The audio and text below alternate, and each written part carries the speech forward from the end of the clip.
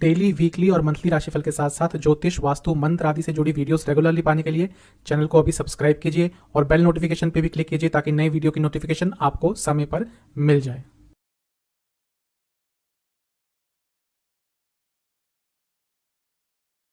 ओम गणेशाय नमः। ओम नमः शिवाय। मैं निखिल ज्योतिष आचार्य आप सभी का मेरे चैनल पे पुनः स्वागत करता हूँ। आशा करता हूँ कि आप सभी स्वस्थ होंगे। महादेव की कृपा आप सभी पर सदैव बनी रहे।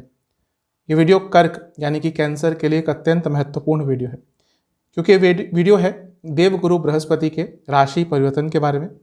देवगुरु बृहस्पति का राशि परिवर्तन सभी के लिए बहुत महत्वपूर्ण होता है और कर्क के लिए और महत्वपूर्ण हो जाता है, क्योंकि आपके लिए वो भाग्य स्थान के भी स्वामी हैं। आपके लिए देवगुरु बृहस्पति आपके 10वें स्थान में आ रहे हैं और जैसा मैं कई बार बता चुका हूं, कहीं ना कहीं हमारा जीवन बृहस्पति के गोचर पर ही आधारित होता है। बृहस्पति जिस साल में जहां पे गोचर करते हैं, जिस भाव में गोचर करते हैं, उस भाव को बहुत सक्रिय कर देते हैं और उससे संबंधित रिजल्ट हमें मिलने लग जाते हैं। आपकी सुविधा के लिए मैंने ये राशिफल कुछ पार्ट्स में डिवाइड कर दिया है। पहला पार्ट सामान्य विश्लेषण का होगा, दूसरा करियर, बिजनेस, फाइनेंसेस का होगा, तीसरा रिलेशनशिप, लव लाइफ आदि का होगा, चौथा स्टूडेंट्स के लिए होगा और पंचम जो भाग होगा वो होगा नेगेटिव पॉइंट्स और सेहत से संबंधित। इसके साथ ही कुछ उपाय भी अंत में अवश्य बताऊंगा। कहाँ से देखिए राशिफल, जैसा मैं हर बार बताता हूँ कि लग्न राशि से और चंद्र राशि से अलग अलग राशिफल नहीं दिए जा सकते। मेरे हिसाब से अगर आपको अपना लग्न पता है तो लग्न से ऑब्जर्व कीजिए। जिनको अपना लग्न कंफर्म नहीं है, उनकी चंद्र राशि कर्क है, वो भी इसको देख सकते हैं गाइडेंस के लिए। इन शॉर्ट, अगर आपका लग्न कर्क है, राशि कर्क है, गाइडेंस के लिए दोनों ही इसको देख सकते हैं। शुरुआत जनरल प्रेडिक्शन से करते हैं, सामान्य विश्लेषण से। आपके लिए बृहस्पति कहाँ आ रहे हैं? आपके लिए बृहस्पति अगले 1 साल तक गोचर करेंगे 10वें स्थान में। 10वां स्थान कर्म स्थान है और सबसे स्ट्रॉन्ग केंद्र स्थान है। 4 केंद्र होते हैं कुंडली में, 1, 4, 7, 10। तो जो सबसे महत्वपूर्ण केंद्र जिसको कहा जाता है वो 10वां स्थान ही होता है, क्योंकि एक कर्म स्थान है। व्यक्ति अपने कर्म के आधार पर ही अधिकतम जीवन में आगे बढ़ता है। हाँ, भाग्य का बहुत महत्वपूर्ण योगदान होता है, उसको मैं डिनाई नहीं करता, लेकिन कर्म स्थान भी बहुत महत्वपूर्ण चीज होती है। तो बृहस्पति आपके लिए 10वें स्थान में रहेंगे 1 साल के लिए। और इससे महत्वपूर्ण चीज है कि वो 2 राजयोग बना रहे हैं। पहला राजयोग, इसको क्योंकि त्रिकोण के स्वामी केंद्र में आ रहे हैं तो अपने आप में एक वो राजयोग बनता है। इसको लक्ष्मी योग भी कह सकते हैं, क्योंकि त्रिकोण के स्वामी केंद्र में जा रहे हैं, त्रिकोण लक्ष्मी स्थान है। और जो सबसे महत्वपूर्ण योग वो बना रहे हैं उसको कहते हैं कर्म धर्माधिपति योग। जब भी कर्म स्थान का धर्म स्थान से यानी कि 10वें घर का 9वें घर से कुछ भी तरह से योग होता है तो उसको कर्म धर्माधिपति योग कहते हैं। अब कैसे योग बन रहा है? आपके 9वें भाव के स्वामी 10वें स्थान में बैठेंगे, यानी कि जीवन जो कहीं रुक सा गया था, जो कहीं स्टैग्नेट सा हो गया था, वो तेज गति से आगे बढ़ेगा, क्योंकि कर्म को भाग्य का साथ मिल जाएगा। आप अपनी जिंदगी में देखिए कि वही व्यक्ति आगे बढ़ता है जिसको कहीं ना कहीं भाग्य का साथ मिलता है। मेहनत तो हर व्यक्ति करता है, लेकिन आगे कितने लोग बढ़ते हैं? गिने चुने। तो भाग्य का साथ बहुत महत्वपूर्ण होता है और अब आपके कर्म को आने वाले 1 साल भाग्य का पूरा साथ मिलने वाला है, तो इसका अधिकतम उपयोग कीजिएगा। बृहस्पति आपके लिए 6ठे घर के भी स्वामी हैं, भाग्य स्थान के भी स्वामी हैं, और इसके साथ ही जो आपके लग्न के स्वामी हैं चंद्रमा, उनके साथ भी उनके संबंध बहुत अच्छे हैं। इसलिए बृहस्पति यूजुअली आपको बहुत अच्छे प्रभाव, बहुत अच्छे रिजल्ट देते हैं। अब जब बृहस्पति 10वें घर में आ रहे हैं तो वो एक त्रिकोण को एक्टिवेट करेंगे। मैं कई बार बता चुका हूं, कुंडली में त्रिकोण होते हैं कई तरह के, धर्म त्रिकोण, अर्थ त्रिकोण, मोक्ष त्रिकोण। तो आपके लिए अर्थ त्रिकोण को वो एक्टिवेट करने वाले हैं। अर्थ त्रिकोण नाम से स्पष्ट है, पैसा, अर्थ। इसके साथ ही करियर, एक तो करियर के स्थान में भी बैठे हैं और ये जो 2, 6, 10 भाव होते हैं ये करियर से संबंधित ही होते हैं। 2, 6, 10 भाव क्यों? दूसरा स्थान, 6ठा स्थान, 10वां स्थान। तो इनको एक्टिवेट कैसे कर रहे हैं? जब बृहस्पति 10वें घर में आएंगे तो उनकी जो पंचम दृष्टि होगी वो दूसरे स्थान पर होगी और जो उनकी 9वीं दृष्टि होगी वो 6ठे स्थान पर होगी। तो आपका अर्थ त्रिकोण बहुत एक्टिवेट रहेगा। जब भी अर्थ त्रिकोण किसी शुभ ग्रह द्वारा एक्टिवेट होता है, जो करियर में खामियां होती हैं, करियर में कमियां होती हैं, करियर में जो चीजें नहीं हासिल आप कर पा रहे, उन सब चीजों में अच्छे रिजल्ट मिलना शुरू हो जाते हैं। अगर आप ऐसे व्यक्ति हैं जो बहुत लंबे समय से जॉब चेंज करने का प्रयत्न कर रहे थे, नहीं हो रहा था, ये वो समय है 22 अप्रैल के बाद का जब आपको अच्छे ऑफर मिलेंगे और जॉब आपकी आराम से चेंज हो जाएगी। अगर आप अपने कार्य क्षेत्र में आगे बढ़ना चाह रहे थे लेकिन कहीं ना कहीं रिकॉग्निशन ही नहीं मिलती थी, कितना भी अच्छा काम कर लें लेकिन पोस्ट कोई और ले जाता था, तो ये वो साल है जब आपके कार्य को रिकॉग्निशन भी मिलेगी, आपको प्रमोशन भी मिलेगी, उसके बहुत ज़्यादा चांसेस हैं। इसके साथ ही जब भाग्य स्थान के स्वामी 10वें स्थान में है, जो भाग्य स्थान है वो बॉसेस का भी स्थान है, मैनेजमेंट का स्थान है। अगर आपके कुछ मैनेजमेंट से प्रॉब्लम चल रही थी, कई लोग ऐसे होते हैं वो कार्य बहुत अच्छा करते हैं लेकिन बॉसेस से नहीं बनती, मैनेजमेंट से इश्यूज होते हैं, इसलिए जब प्रमोशन की बात आती है तो कहीं ना कहीं उनको दरकिनार कर दिया जाता है। लेकिन अब ये वो साल है जब वो सारी चीज़ें भी सेटल हो सकती हैं, और जैसा मैंने कहा भाग्य का साथ तो आपको मिलेगा ही, और प्रमोशन आदि के लिए भी समय बहुत अच्छा है। दूसरा, नवम भाव जो है जिसके स्वामी है बृहस्पति, वो 10वें से 12वां स्थान है। अब ये दो चीज़ें बताता है, एक तो राहु क्योंकि 10वें स्थान में रहेंगे अक्टूबर तक, तो बृहस्पति उनके साथ रहेंगे। जो लोग विदेश में जॉब ढूंढ रहे थे, अप्रैल से अक्टूबर तक का बहुत अच्छा समय है। इसके साथ ही अगर आप अपनी जॉब में ट्रांसफर ढूंढ रहे थे, उसके लिए भी ये समय बहुत अच्छा है। ट्रांसफर यानी कि आप अपनी एक सिटी से दूसरी सिटी में जाना चाहते थे अपनी सेम ही कंपनी में, या फिर आप अपने कंपनी में ही रहकर अपना पोर्टफोलियो, अपना प्रोफाइल चेंज करना चाहते थे, किसी और प्रोसेस में जाना चाहते थे, तो उसके लिए भी ये साल बहुत अच्छा है। क्योंकि बृहस्पति 10वें स्थान में आ रहे हैं, इसलिए पूरा साल कहीं ना कहीं आपके लिए करियर ओरिएंटेड रहने वाला है। जो लोग जॉब करते हैं, इस साल को व्यर्थ मत जाने दीजिएगा, क्योंकि ये साल दोबारा बार बार नहीं आएगा। इस साल में जितना अपने कार्य क्षेत्र में आप मेहनत कर सकते हैं, जितनी आप उसमें एफर्ट डाल सकते हैं, डालिएगा, क्योंकि अगर आपने अच्छी तरह से सब कुछ किया तो हो सकता है ये साल, आने वाले 5-6 साल आपके जीवन में एटलीस्ट कार्य क्षेत्र में बहुत अच्छे प्रभाव देकर जाएगा। बृहस्पति क्योंकि छठे घर के भी स्वामी हैं और 10वें घर में बैठेंगे, यानी कि आपके अंदर एक कॉम्पिटिटिव स्पिरिट रहेगी अपने कार्य क्षेत्र में आगे बढ़ने के लिए। और जो ऑफिस पॉलिटिक्स आपको बहुत तंग कर रही थी, यूजुअली करती है कर्क को, क्योंकि बहुत सेंसिटिव लोग होते हैं, लोगों का अच्छा करना चाहते हैं और इसी कारण कई बार नुकसान झेलते हैं। ऑफिस पॉलिटिक्स का भयंकर शिकार होते हैं ये लोग। अब क्योंकि छठे घर के स्वामी भी हैं बृहस्पति, वो 10वें घर में आ रहे हैं, यानी कि आप कॉम्पिटिटिव रहेंगे। ये जो ऑफिस पॉलिटिक्स चल रहा है उसका बहुत अच्छी तरह से सामना कर पाएंगे और निखर कर सामने आगे आने का आपको मौका मिलेगा। बृहस्पति की 3 दृष्टियां होती हैं। बृहस्पति की जो पंचम दृष्टि है वो धन स्थान पे होगी, दूसरे भाव पर। बहुत स्पष्ट है, कार्य क्षेत्र में बैठे भाग्य स्थान के स्वामी धन स्थान को देखेंगे, यानी कि कार्य क्षेत्र से आपका पैसा बढ़ने वाला है, आपकी इनकम बढ़ेगी, एक्स्ट्रा इनकम होगी। जो भी आप कार्य करते हैं उस पर जो आपकी आय है वो बढ़ने के चांसेस बहुत ज़्यादा है। इसके साथ ही क्योंकि बृहस्पति धनस्थान को देखेंगे जो कुटुंब स्थान भी है, यानी कि आपके घर के सदस्यों को भी लाभ होगा। आपके घर में और भी लोग होंगे, भाई हैं, बहन हैं, माता हैं, पिता हैं, वो भी यदि काम करते हैं तो उनको भी इस साल में बहुत लाभ होने वाला है। अर्थ त्रिकोण का मतलब ही ये होता है, यानी कि धन स्थान का मतलब ही होता है कि धन आएगा, और क्योंकि वो कुटुंब स्थान भी है यानी कि पैसा अवश्य बढ़ेगा। क्योंकि वो वाणी का स्थान भी है, अगर आपका वाणी से संबंधित कोई कार्य है तो ये पूरा साल आपके लिए बहुत लाभकारी रहने वाला है। इन्वेस्टमेंट की अपॉर्चुनिटीज भी आपको बहुत मिलने वाली है, और क्योंकि दूसरा स्थान अष्टम से सप्तम है, अगर आपकी कोई एंसेस्ट्रल प्रॉपर्टी का प्रॉब्लम चल रहा था वो भी इस साल सॉल्व हो सकता है। बृहस्पति की सप्तम दृष्टि रहेगी चौथे घर पर। अगर आप प्रॉपर्टी खरीदना चाहते थे, अगर आप अपनी प्रॉपर्टी को बिल्ड करना चाहते थे, यानी कि आपके पास कोई प्लॉट आदि है, उस पर मकान बनाना चाहते थे, अगर आप वाहन खरीदना चाहते थे, इन सब चीज़ों के लिए बहुत अच्छा समय रहेगा।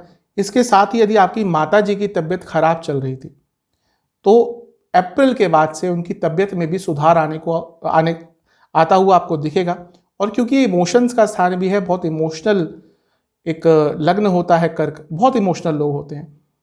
अब क्योंकि बृहस्पति केंद्र में बैठकर चौथे घर को देखेंगे, ये वो साल है जब कहीं ना कहीं आप अपने इमोशंस पर भी बहुत अच्छी तरह से कंट्रोल कर पाएंगे।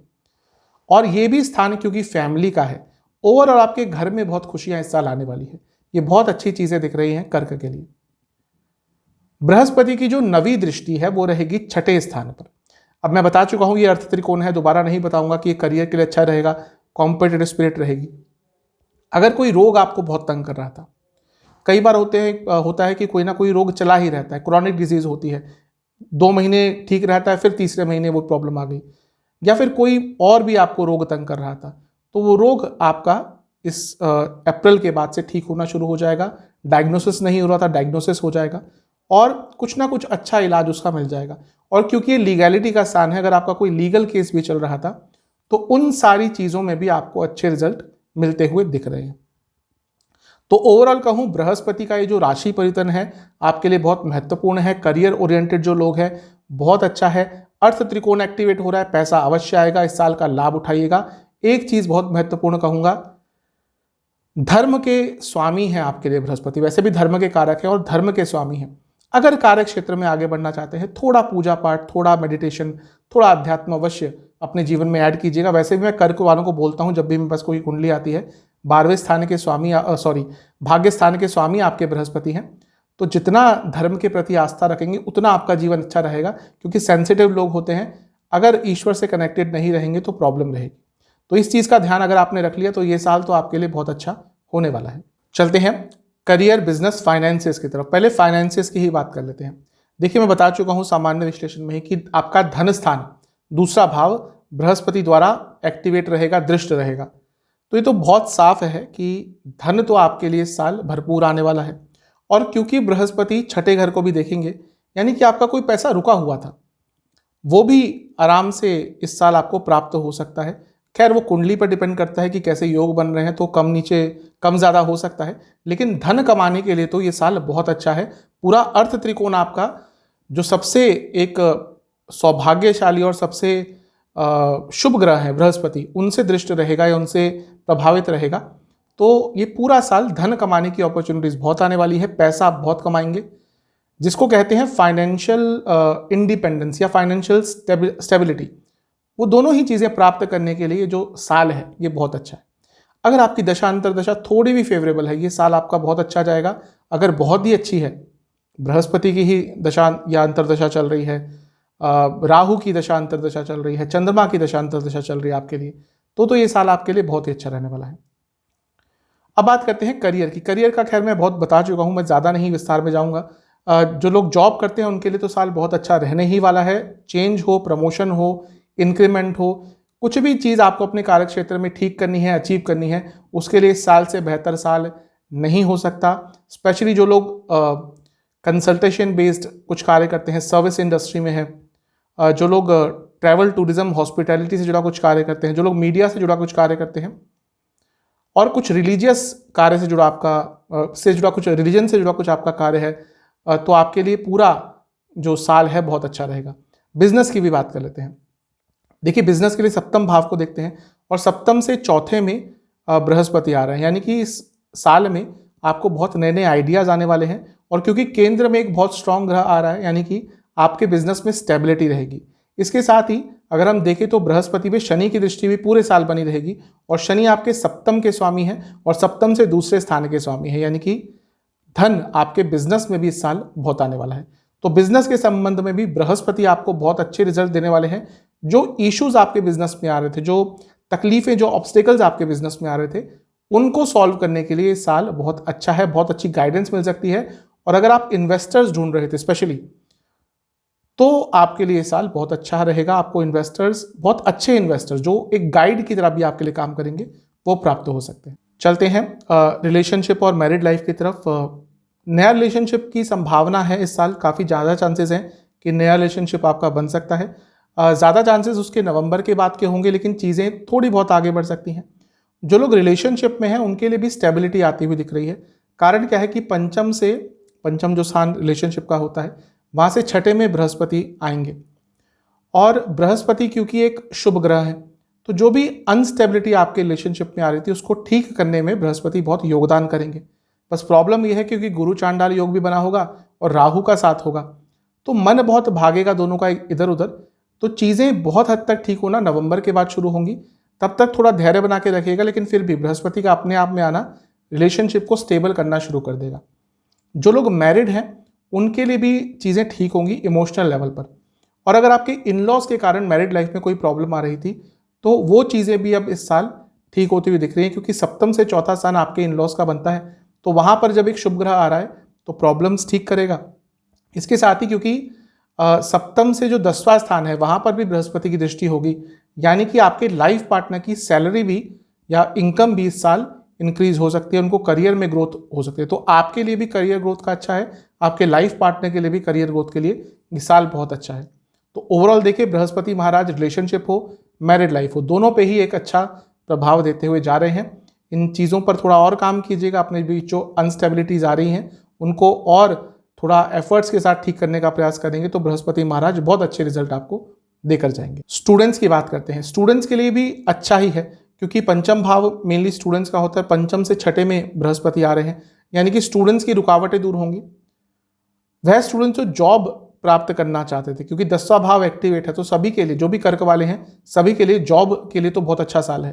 तो वह स्टूडेंट जो जॉब प्राप्त करना चाहते हैं उनके लिए पूरा ही साल बहुत अच्छा है, क्योंकि बृहस्पति धन स्थान को भी देखेंगे। कंफर्म हो रहा है कि स्टूडेंट्स, अगर आप पार्ट टाइम जॉब भी करना चाहते थे अपनी स्टडीज़ के लिए, स्टडीज़ के साथ, तो उसके लिए भी पूरा ही साल बहुत अच्छा रहेगा, क्योंकि बृहस्पति 9th हाउस के भी स्वामी हैं जो कि हायर स्टडीज़ के लिए देखा जाता है। और बृहस्पति राहु के साथ अक्टूबर तक रहेंगे, अक्टूबर के अंत तक।